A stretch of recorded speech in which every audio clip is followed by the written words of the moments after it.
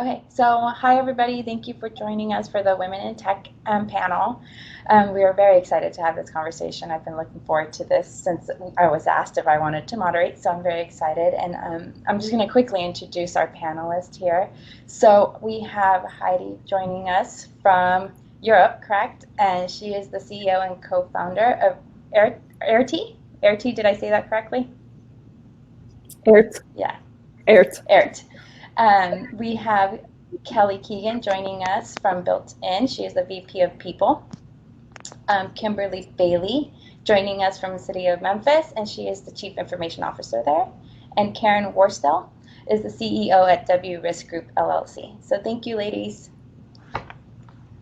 I'm going to kick off with some questions. So we're just going to get going, hopefully get some questions in and get some information out to our audience here. So the first question I have is, data shows that among executive level roles at startup companies, 81% are held by men and 85% are white. Does the tech industry have a responsibility to change that and to create diverse and inclusive workplaces? Why? And I'm going to ask Kimberly, if you could kick that off for us.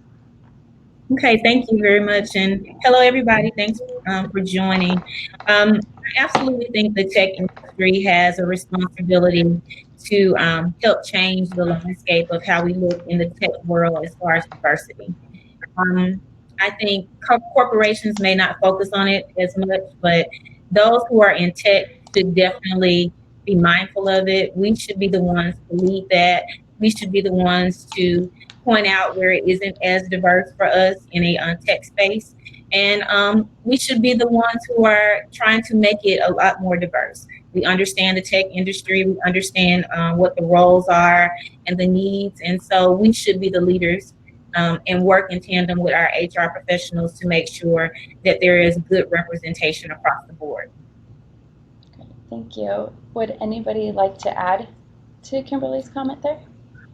I would like to add that it's an imperative in the tech industry to make this happen because innovation, creativity, and productivity are all tied to a diversity of thought.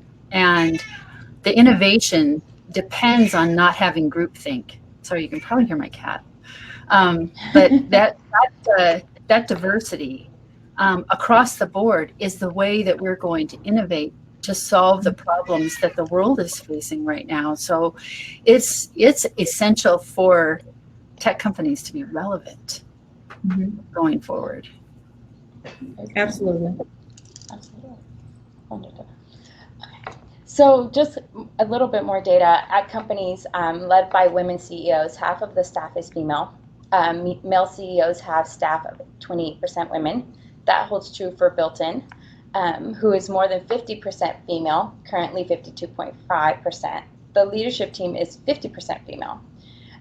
Kelly, this question for you is, can you talk a little bit about what can happen when women lean into leadership roles from VC to board seats? How does it benefit other women and how does it benefit a business? So I'm just going, Kelly, go ahead, Kim. Yeah, go ahead, Kelly. That's for you. Okay, so my apologies to everyone that's watching. I can hear everyone except for Anna, so we might have some questions being repeated.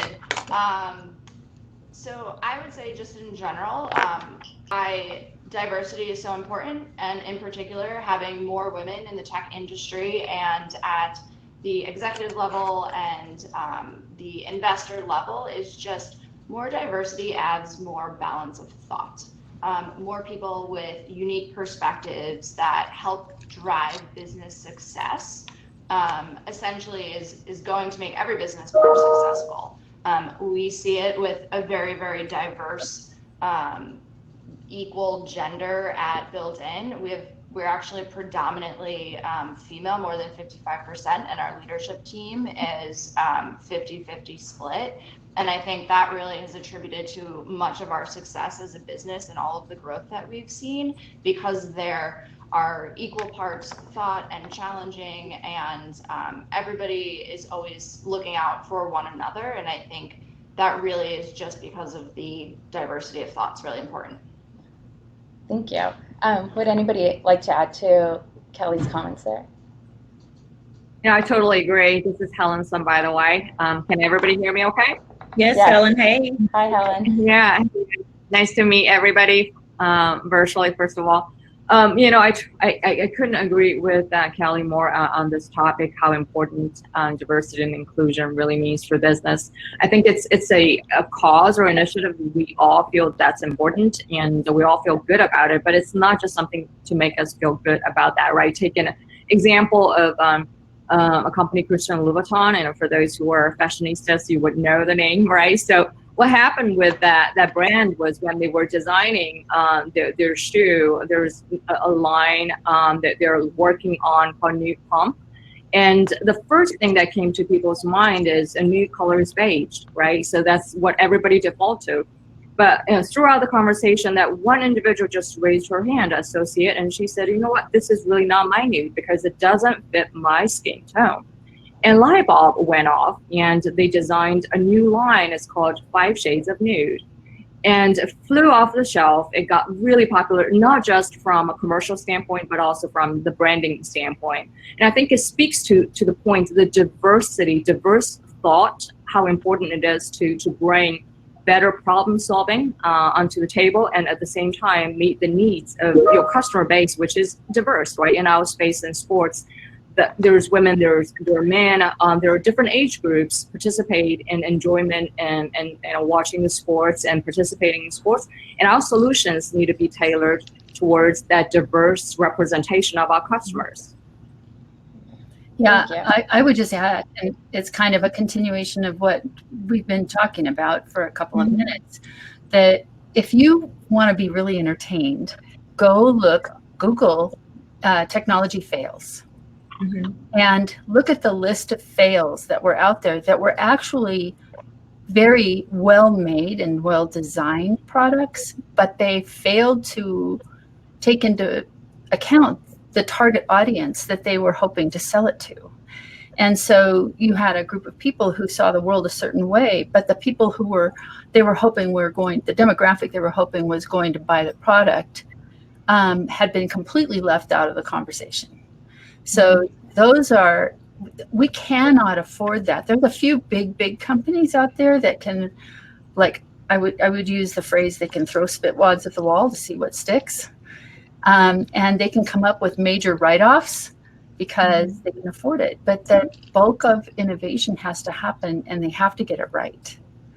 And it's important to get it right on the front end instead of the back end, because when things don't go well, that's when we usually bring everyone together. And so it's very important to try to get all of those different variations of thought and variations of ideas in the early stages of anything that we do in the tech space.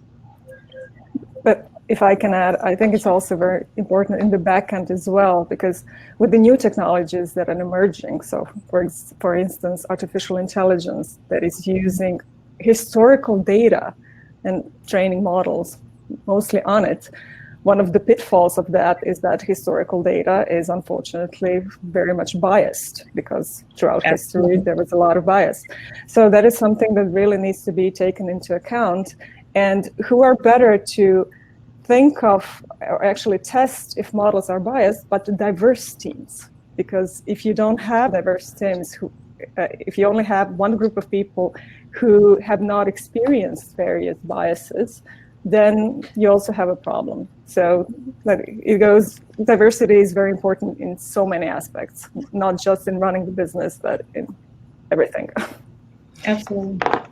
You know, as we're looking forward to the future, and we are building technologies based on deep machine learning, on artificial intelligence, that are actually going to be running our cities and our infrastructure, that without having diversity of thought, we really are running the risk right now of baking that bias right into the infrastructure in which we are all going to live.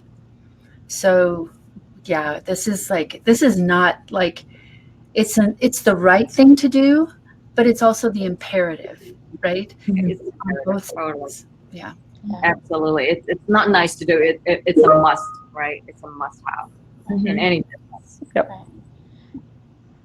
And I just kind of takeaways from these both questions that I've gotten is this comment that you just made, Karen, is not just nice to have or what we should do. It's imperative for continued success as we continue to advance in technology and continue to advance in artificial intelligence. And the key to innovation is really led by diversity in thoughts. And you can't get diversity in thoughts if you aren't representative of it within your workforce. So very, very great. Great conversation so far, so I'm excited to keep going here. The next question, and Helen, great that you joined us. I have a question for you right off the bat here. Sure. If you can share 3 lessons that you learned over the course of your career that you think this group of ambitious, talented tech professionals and HR professionals really need to know. That's a great question, Anna. I'll try to keep it short, and same to what Karen said. If I my own dictionary and a history for failure, I probably will come up with a long list there. But at the same time, I think focus on the 3 things to learn from it. One is, I think, follow your passion.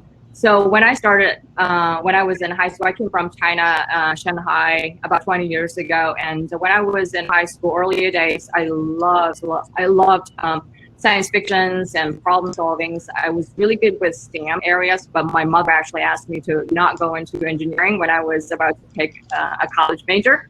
And she was head of HR at one of the most prestigious engineering firms in China at the time. And because the belief was that female girls should take a career path that is more suited for girls, which, you know, I actually followed her path and becoming a teacher, a professor.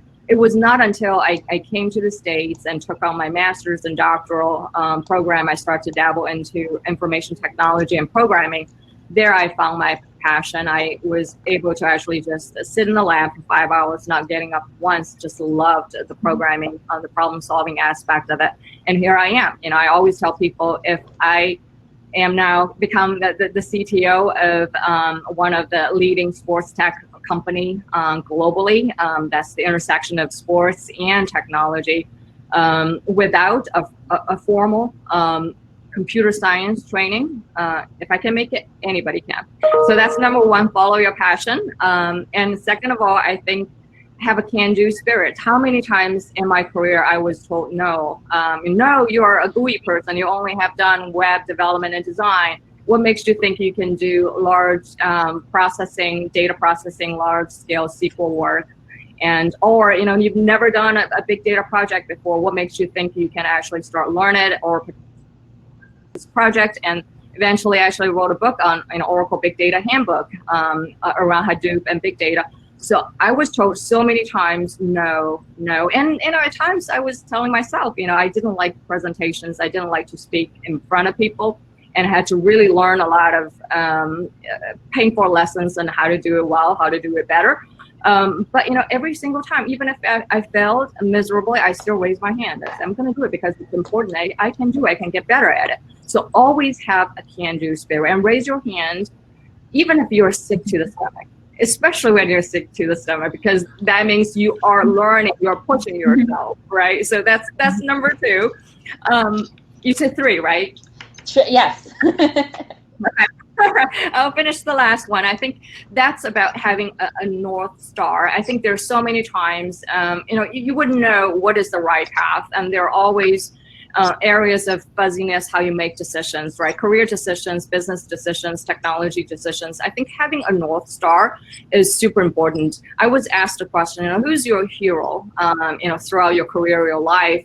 And I would think back a day, it was my best friend in high school, May. We were at a KFC that was back in China, in Shanghai. KFC was actually really popular. It's like an evening event, you go out and it's very crowded.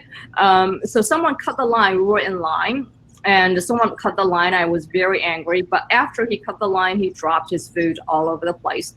May, my friend, jumped in and picked up the food for him. And I was so surprised. I say, May, why would you do that? I mean, he's such a jerk, right? He cut the line. He was really rude to us. And she said, I would not let anyone change the way I am, no matter what they did.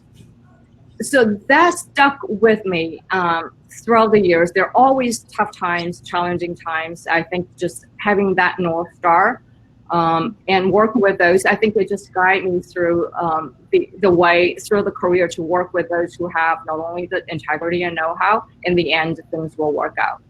Fantastic. Thank you. I thank you for sharing. I'm going to move on to Heidi. I have a question for you.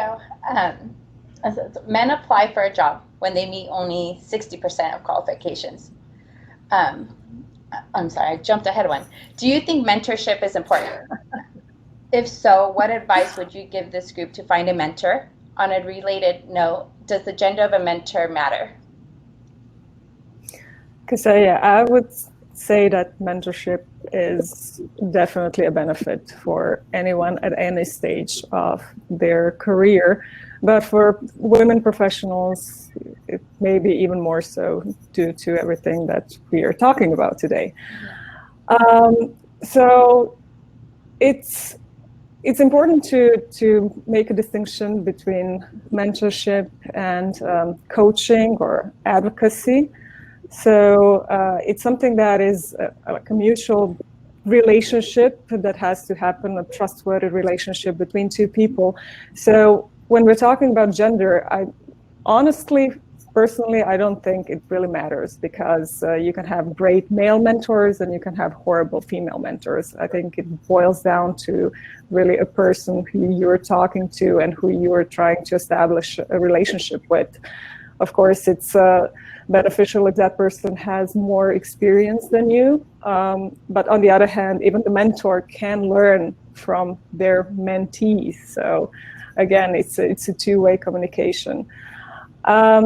As for how to find a mentor, look everywhere around you, because I mean, you can find a mentor in your circle of friends, of acquaintances, at work, even online. I mean, for example, there are Facebook groups. There is actually a group called Women in Tech, and I've noticed that there are a lot of people who are asking if someone would be willing to be a mentor, or if even there are women there who are offering mentorship to someone who's interested in that. So just look around and ask. I think that's the main thing. You need to ask someone if they're willing to be a mentor. I think it's as easy as that, even though we know that it doesn't sound easy, but actually it can be. Thank you. Thank you. Would anybody like to add to Heidi's comments there? I do agree that mentorship is very essential. And it doesn't necessarily have to be someone in the tech space that can be a mentor. I have some great mentors who are doing some amazing things in tech, but I have some that are doing something totally different that I can learn from. Sometimes it's not all about the specifics of the job.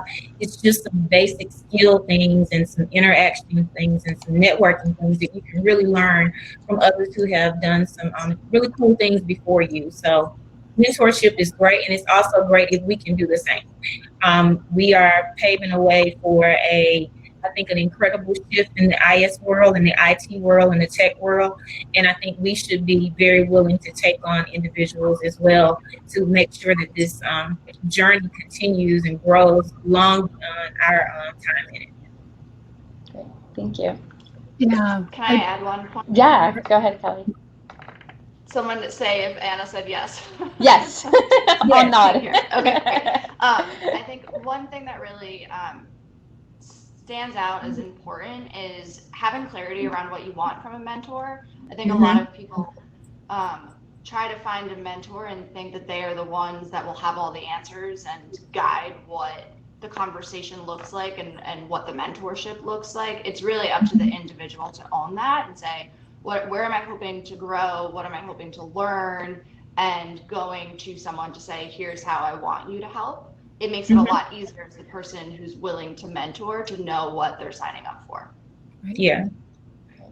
Yeah, along the same lines with Kelly, that if you need to know about the person that you're asking to be your mentor.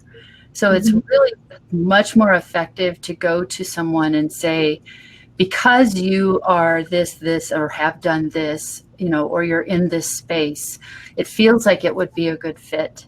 And it shows that you've done kind of your research, and that's not sort of a shotgun approach to trying to find somebody who will mentor you. That's really important. And I would apply the same rule to sponsors.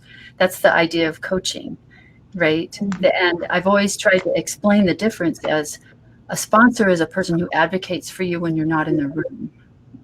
So, you know, that is maybe the more critical. You can take everything you learn in your relationship with your sponsor, but your mentor, or with your mentor, but your sponsor is the one who is going to advocate for you when the time comes for you to have the opportunity to take another position. And that would be, I would use the same approach to find a sponsor. Great, thank you. Thank you, Patty. Okay.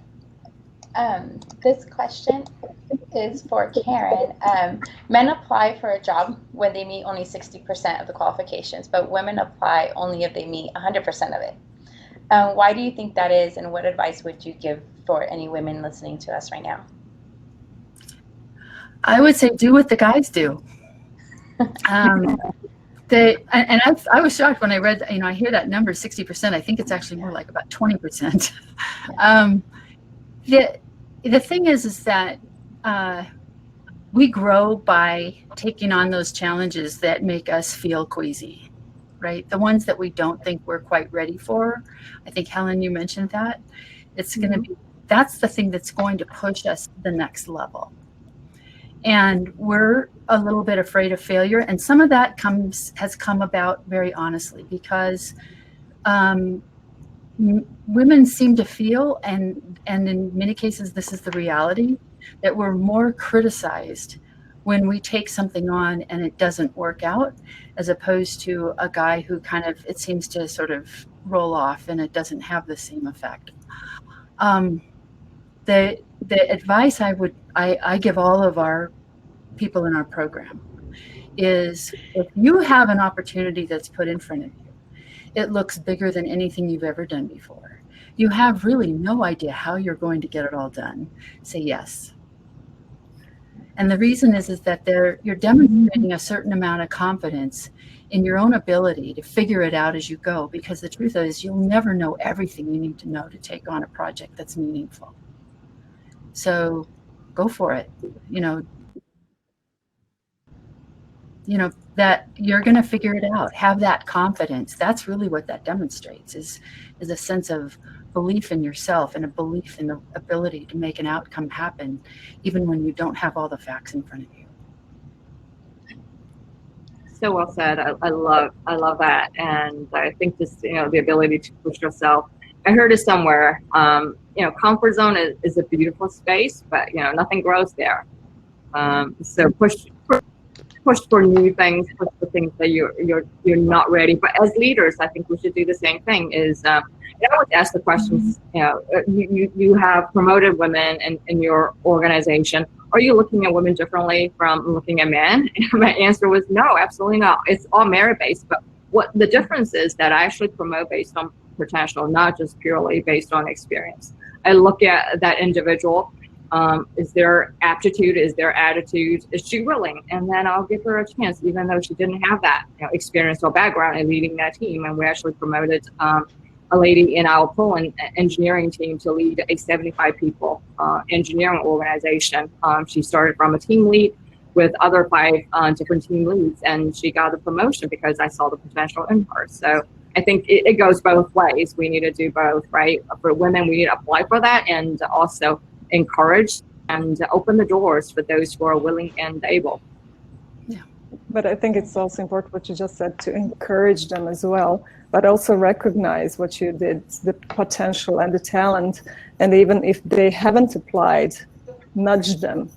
Because what happens very often is exactly what the stats said, is that women will not even apply for certain positions. So it's also, I would say, our responsibility to see if there are some hidden gems that that they will work well, and then just ask them to step forward. Yeah. Oh, absolutely. The statistics show that women try to knock it out of the park. They sort of fly under the radar, a lot of them, and believe that they're going to be acknowledged and recognized, and it's not happening. And so having leadership that will come out and say, I think you would be awesome at this, and I want you to consider taking this on, is sometimes all it needs for somebody to go, are you kidding me? Really? That would be possible? And then to also say, and I get that it's really scary and that women typically don't do this, but I want you to also know that, part of your responsibility is to come and use your support network to help make this happen, and I'll be part of that. I mean, we can do so much to make people more successful, all people more successful, recognizing that women have a certain set of beliefs about the system and of beliefs about themselves that are holding them back. Thank you. I'm going to tie what you just said back to where we started the conversation, because we're saying here about leadership and pushing women when they might not feel comfortable applying for something, or pushing women. But it ties back to how when we do that, it creates a more diverse workforce. You're now pushing women to do something they might have not done, and pushing more women into leadership roles that now creates more diversity, which then creates more innovation, which is all leads to success for any organization, right? So just kind of tying those 2 points together. My next question here is for Helen. What are some ways you have found success recruiting and retaining women on your team at your company? Yeah, I'm really glad we're having this conversation. So back in 2018, when I started, we had one female engineer in Chicago. One female engineer. As I mentioned, the intersection between sports and technology, it makes diversity and inclusion a slightly harder problem. I'm not saying that the rest of the industry is not hard. It's shocking. When I was at Sloan Sports Analytics Conference last year, and I think we had a total of 3,400 attendees, and 216 were women. Just think about that statistics, right? So last year, we kicked off a diversity and inclusion council and initiative focusing on different aspects of recruitment, retention, branding, and messaging. We ran a number of workshops. As simple as, what does diversity mean to you? What does an inclusive work environment sound or look to you? What does it mean, really? Just get people start to talk about their perspective. And then we also doing training around, for all the new hires, what a diverse workforce and workspace will look like. And we also are doing training for managers on conscious bias training. So really understand the hiring processes and some of the unconscious bias that really come in play when we start to look at, for example, as simple as looking at the names and associated with competency or not competency, right? So some of that throughout the training, we're able to actually get to this year 25% of female workforce in our Chicago location, from 1 to 25. I was still way to go, but I think it's a number that I'm fairly happy for now, walking down the aisle and look at the number of female engineers and sitting there. The whole energy is different when you walk down. It's just incredible to feel that way. We are also partnering with a local organization called IC Stars. And for those of you who live in Chicago, you probably have heard of them. It stands for Inner City Stars. It's a program, 4-month internship cycle to train up inner city young adults who are socially, economically challenged and to take on a career path in technology. So we started an apprentice program, hired 2 interns, graduates from that program were female, diverse background, and both of them, after 3 months of apprentice a program with pair programming, were hired as software engineer to start working on some of the most innovative solutions, AI software solutions. So those are the things we're working on. We're still dabble our ways to find other partnership. We're looking into the Mom Project. It's early stage, but I think there will be great opportunities to attract diverse set of talent, and some of them it could be not non-technical training background, and some of them basically take a sort of a break from work. Could be mom, could be dad, really that ready to come back to the workforce. And so we're looking for a number of ways to attract diverse talent, and hopefully, we'll make some more improvements next year or this year. Great, thank you, Helen. And we lost your video feed, Helen. Just, or at least I did. I don't know. I think the panelists. Did you guys lose her feed too? No. Oh, okay. No. Okay. Perfect. Okay. So I actually was going to ask Kimberly if is there anything you wanted to add to that particular question regarding recruiting and retaining more women on your teams? I think we're doing a very great job of that here. We look at the opportunity across the board.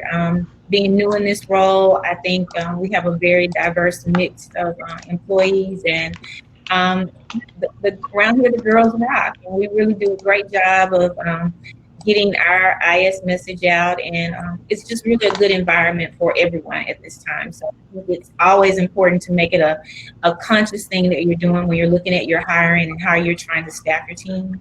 And you just want a good mix, because that gives you the better results in the end. Thank you. Okay. So I'm going to go back to you, Kimberly, and go, what challenges do you face in the workplace being a woman?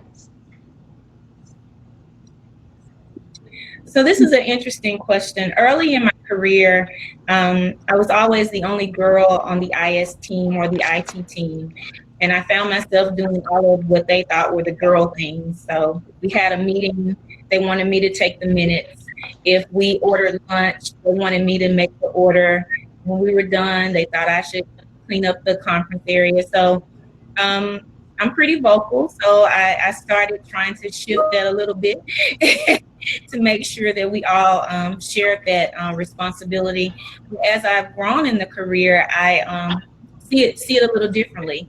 Here at the city of Memphis, and I think outside of any other place that I've worked, we have the most women in the majority of our leadership positions. There is a woman either in our C-suite, a deputy, or a deputy director somewhere within almost every division. So it's a norm here now at the city of Memphis to have women when you go to meetings and making very great decisions for the city. So right now, the challenges that I faced many years ago are not there as much now, especially working here. This is a very dynamic place, and it's a very wonderful place. And I definitely thank our mayor for seeing beyond what some other corporations and companies see. He just allows the qualified people to do the job. And I think that is speaks highly of what he does. The only thing sometimes that I struggle with now is people who are outside of the city of Memphis, who are not used to dealing with a woman in this role.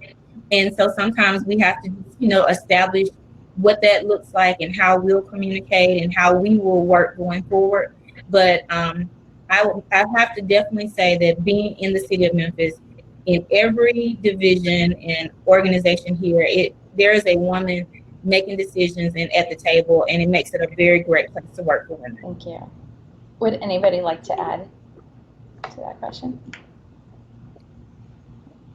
Okay, thank you. So for Karen, what support, benefits, advantages do you have in the workplace being a woman?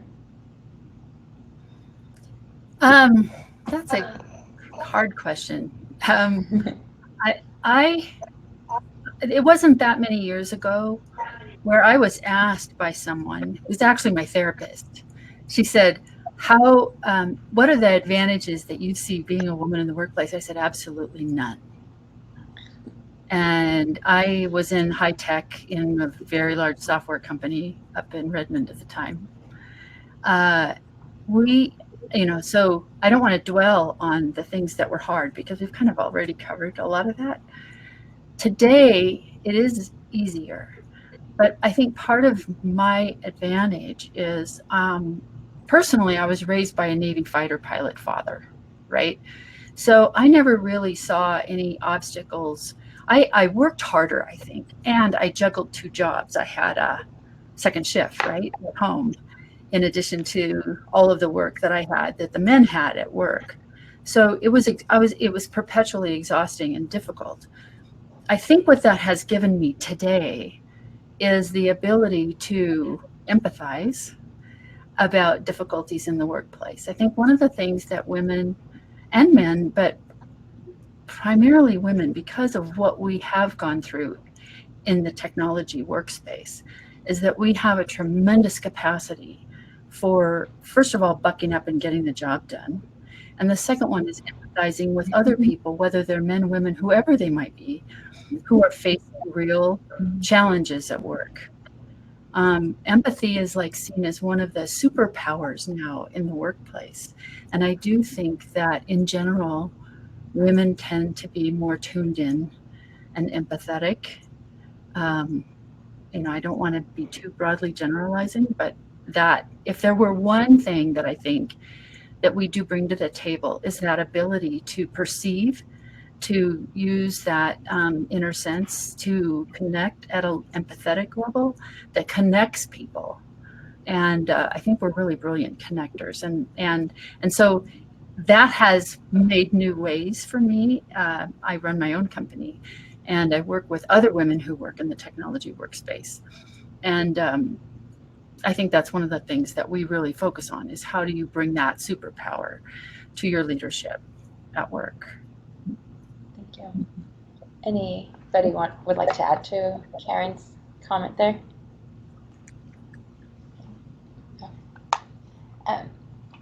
This question is for Kelly. I don't know if Kelly can, I don't think she can hear me still, but what are some of the personal experiences or compelling arguments that have influenced your thinking around gender and technology and have motivated you to get involved in being an advocate for change? That's for you, Kelly. That was for you, Kelly. Can someone repeat that for me? I can. What are some of the personal experiences or compelling arguments that have influenced your thinking around gender and technology and have motivated you to get involved in being an advocate for change? Thank you, Karen. Thank you. So I started, first of all, I was raised by a single mom who was an executive, who was just a powerhouse woman. I started my career in New York in the retail and fashion industry, surrounded by women. So it wasn't until I moved to Chicago and entered the tech world, which was male dominated, that I even understood that there was any sort of like gender differences when it came to leadership. So candidly, I was like fairly naive and immediately was like smacked with all of these just like gender stereotypes as a female in my first leadership role. I was told that I was too emotional, that I shouldn't be as communicative. I even had a female leader told me I need to act more like a man, which I think many people in, like, I was in my late 20s, I could have easily seen myself just be like, okay, like I trust you, you're an executive here, I should follow your advice. But being surrounded by all of these powerful female executives for so long, I was like, no, that's not cutting it for me. And I decided that wasn't okay. And I learned to get a really strong voice for myself. And I wanted to ensure that no other women were ever put in that scenario to say, like, act more like a man. I think, one of my best mentors said to me that, like, definitely be an advocate for women and for female leaders, but keep in mind, like, you are a leader. Like, first and foremost, you are a leader. You don't need to have the female leader title in front of it. There should be no separation. There should just be this world where people are leaders and that's it. And you're not looking at their gender or their race or anything along those lines. People should just be able to display those leadership qualities.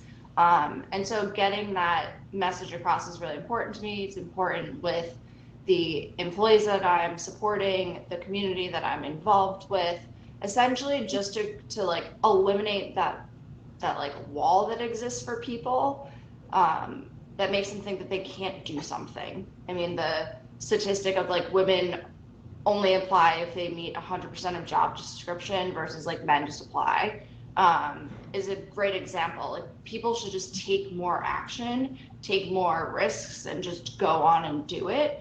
I tried to spread that message as much as I possibly can because I was just raised that I didn't even understand what a glass ceiling was. And I think that's what has propelled me in my career. And I want to be able to do that for women, not just in technology, but across the board. Thank you. Karen, would you like to add, or? Just giving that a +1. I think that's awesome. Okay, thank you. Thanks. Yeah. Okay. Yeah. That is great. Heidi, can you talk a little bit about some of the specific ways that you have advocated for change and successes and challenges you faced? Like, where to start? We have about 20 minutes. Okay, we'll see if that's enough. Just kidding. I'm also one of the co-founders of a local chapter of an association that is promoting gender balanced leadership. So through that, I think I would say that's probably the best way we are trying to advocate for the change, by pointing out all the benefits of diversity and having especially more females on board and managerial roles, especially in senior management and C-suite. But I have to say, it's really not easy. Sometimes it does feel like fighting the windmills, like Don Quixote. So one of the first issues that we see is like resistance from men to actually come and talk about this topic. And amazingly enough, it's because feminism does have, unfortunately, like bad connotation today. It's gotten a bad rep. So there is that first initial reaction from men is, oh gosh, you want to talk about that? And another thing is they rarely attend events where this topic is brought up. And that usually happens because if a man comes, I have to say there's usually just one guy among a group of women. And a lot of the time they've had some bad experiences because they felt attacked because of the topic. So when it comes to our association, the way we approached it and talking, we want to talk about bad aspects of not having enough women. We want to promote the benefits. So we want to talk in a positive way.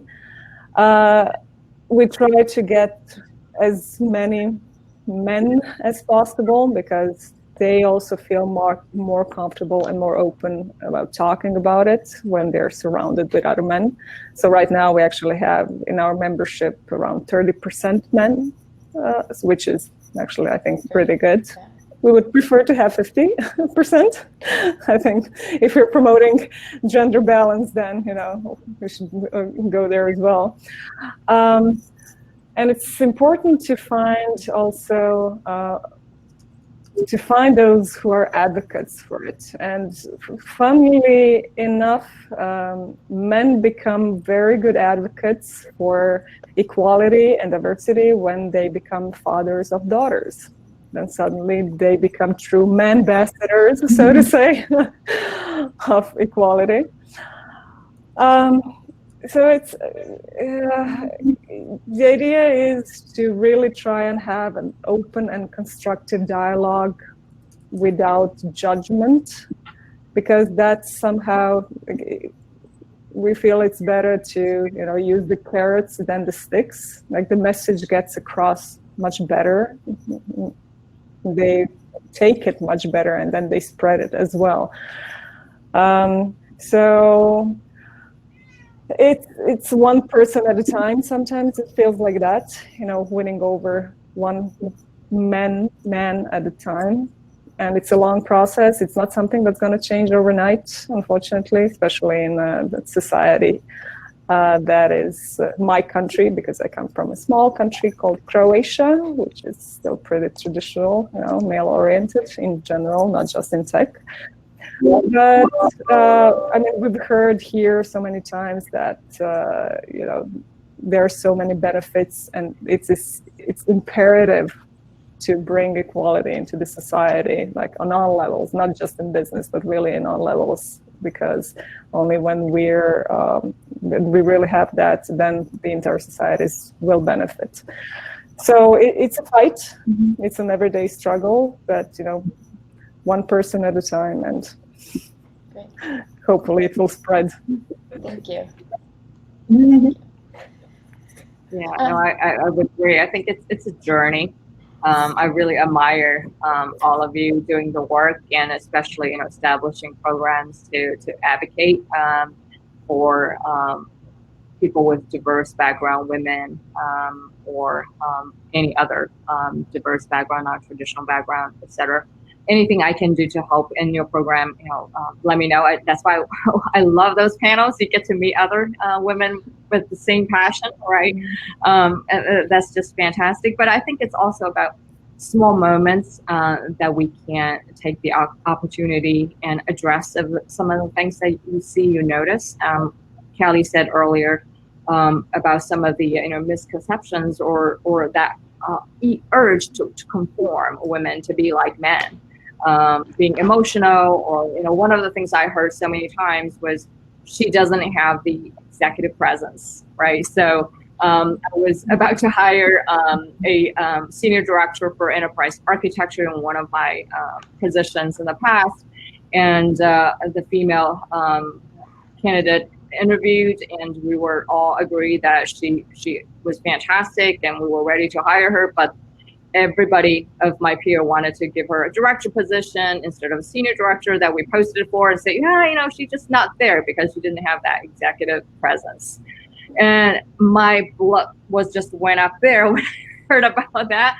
So I picked up the phone and called my boss and had the conversation. I said, just give me an example, what you mean by that.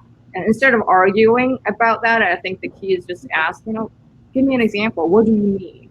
We have so-and-so and so-and-so who are at that level. What makes you think that they are at that level? What behavior or what accomplishment that they demonstrate that you would account for executive presence that we don't see in that candidate? So that moment, I think, was a bit of a defining moment.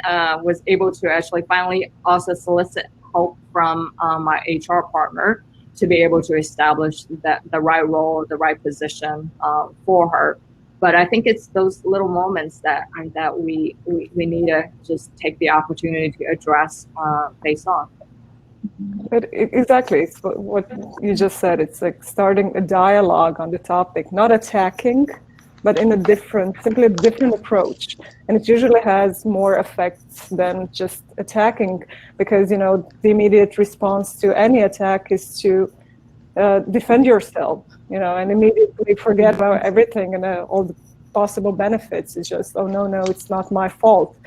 And a lot of time I also say, we also have preconceived ideas and notions of how others react. We think they do it on purpose, and it's not necessarily so.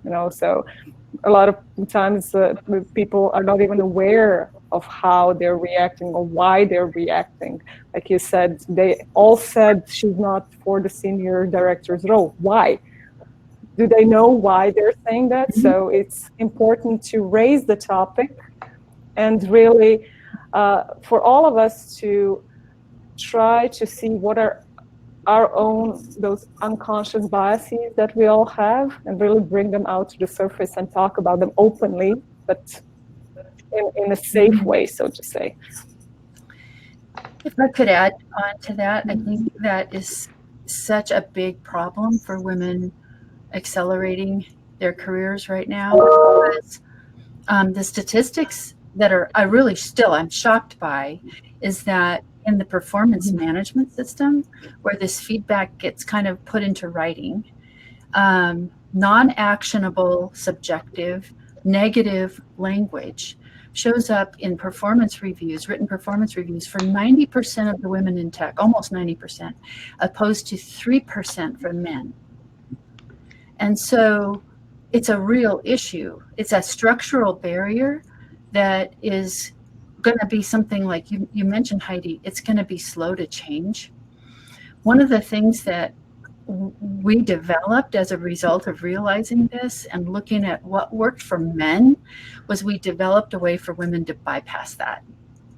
So there's way, I mean, and I'll just share in a nutshell that when women have sponsors and when they have tangible, productive leadership traits that they're growing, that they can go share with their sponsors in dialogue on a regular basis, then people notice that these subjective judgments aren't really true.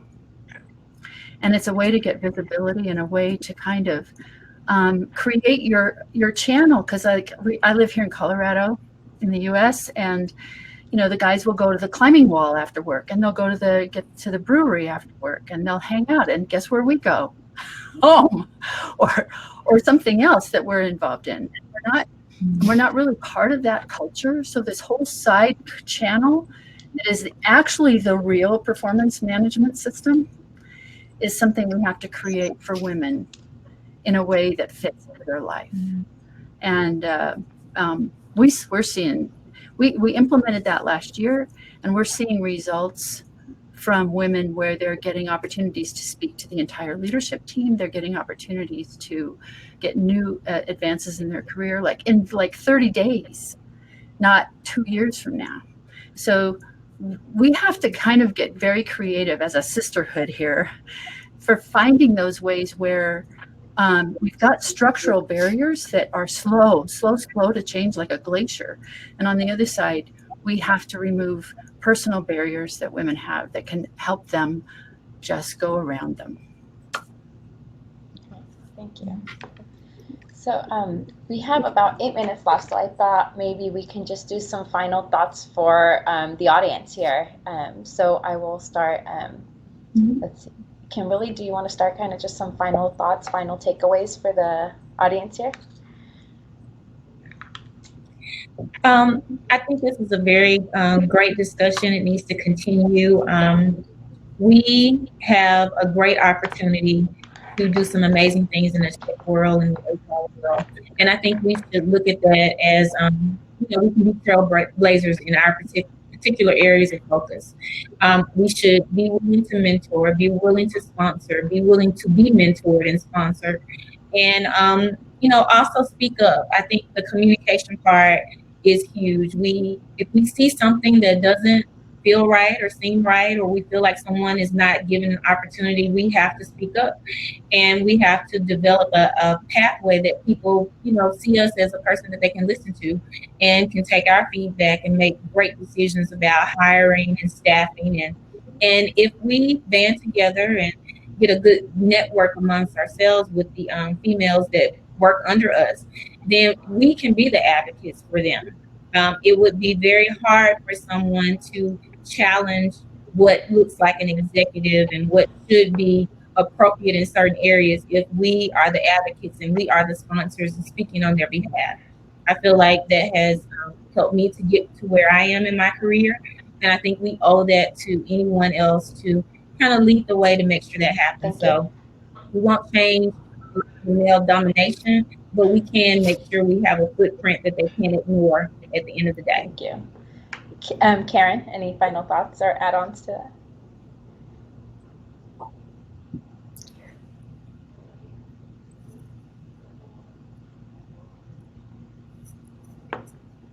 I don't think we can hear you, Karen. I think you're muted. Right. Sorry about that. That's okay. I like what Kimberly said, and it is going to be a matter of all of us kind of like coming together as a diverse group who are looking at this from different angles and trying to solve some problems that we have here. The truth of it is we are still on a downward trend of women in computing occupations and technology. We have this beautiful pipeline of young women who are, you know, graduating with degrees and entering the field. We have a gigantic leak on the other end where women are leaving at the rate of twice the rate of men. And that retention strategies have to be aggressive, and they're multifaceted. And it, you know, I think we've got to really work hard on removing these structural barriers and acknowledging how serious they are. And at the same time, working with women and promoting women and helping them overcome the barriers that they've learned as a result of those structural. And we do those two things together, maybe we can help reverse that trend. Great. Thank you, Karen. We have about a minute and a half each. How about Heidi? Any final thoughts? So actually, to continue on what Karen just said, so there's that great pipeline, and there's a lot of females graduating from those universities. But if I'm not mistaken, I read somewhere there was an analysis that said that even the biggest hurdle for women not reaching the top levels of the companies is not the glass ceiling. It's that first promotion is where mostly women get overlooked, and it's usually men that get promoted. So that first one. So I think it's also our responsibility, also as Kimberly said, as sponsors, as managers, to make sure that there's an even spread, so to say, on that first level that will enable women to grow further in the organizations. Great, thank you. Helen, we have a couple minutes left. Yeah, no, I'll be short, and I think really the net of it is, I think we all acknowledge that there is a problem, and first of all, we're not seeing enough of representation of women in technology, and at the same rate, we're actually losing more women, right, mid-career. So there is a problem, and in order to address a problem like that, I think we all need to be able to, take part in addressing those issues on the day-to-day basis. So for all the women out there, I'm asking you to just, try to be brave, not to be perfect. And we all, think about what is the best way for us to come and be successful. But you know what? Failure is okay. Just think big and raise your hand. And even if you stumble, that's all right. And that's all right. That's part of growing up. That's part of, leading. That's part of advancing yourself in the career. But I think there's also a larger scale of problem solving that we need to come to the table, and we need men to do that. That's half of the population, right? For any businesses, if there is a sizable problem, there is a problem with the profit, there is a problem with your bottom line, there is a problem with your growth, guess what? You put a program. You put a very dedicated person in charge of that program. And we don't have that in a lot of organizations in the society. I think that's the seismic change that we need to see happen within the society, as well as with each of the companies. And there are, diversity and inclusion officers in a lot of enterprises and companies. And I think in reality, that has to be a dedicated role in all of the companies. That's the only way that we can have concerted effort to address that in the scale that we need it to be. Okay. Thank you. I don't think Kelly can hear me, but if anybody wants to let her know if she has any final thoughts, about a minute or two left. Do you have any final thoughts, Kelly? Any final thoughts? We have less than a minute. Kelly, that's for you. What was the question? Sorry. Final thought. Do you have any final thoughts before we close out in about a minute? Less than a minute, actually. I think that the more these conversations can take place, the better. So not just in settings like this, but anybody who's watching right now, take this and go have this conversation with your coworkers, your friends, just continue it. Fantastic. Well, thank you. Thank you, ladies. This was a fantastic panel. Always great to have this conversation and continue to have it, like Kelly said. Thank you.